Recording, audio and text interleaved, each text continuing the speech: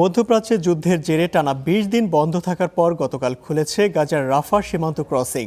মিশরের সাথে সীমিত দ্বিমুখী চলাচলের সুযোগ পুনরায় সচল হওয়ার ফলে কিছু রোগী জরুরি চিকিৎসার জন্য উপত্যকা থেকে বের হতে পারছেন। জাতিসংঘ বলছে গুরুতর আঘাতপ্রাপ্ত ৯ জন প্রাপ্তবয়স্ক রোগী এবং তাদের ১৬ জন সঙ্গীকে মিশরে পাঠিয়েছে বিশ্ব স্বাস্থ্য সংস্থা ও তার সহযোগীরা।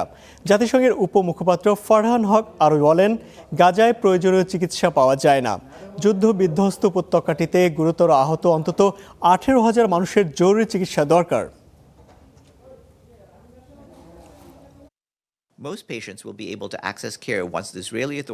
ইসরায়েলি কর্তৃপক্ষ পূর্ব জেরুসালেম সহ পশ্চিম তীরে রোগী পাঠানোর অনুমতি দিলে আরও অধিক সংখ্যক রোগী চিকিৎসার সুযোগ পাবে।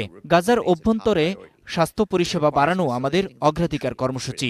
অত্যাবশ্যকীয় চিকিৎসা সরঞ্জাম প্রবেশের ব্যবস্থা করা প্রয়োজন, কিন্তু গতকাল জাতিসংঘের ৩টি পরিকল্পিত কনভয় বাতিল করা হয়েছে, কারণ ইসরায়েলি কর্তৃপক্ষ বলেছে ওই দিন কেবল জ্বালানি প্রবেশ করতে দেয়া হবে।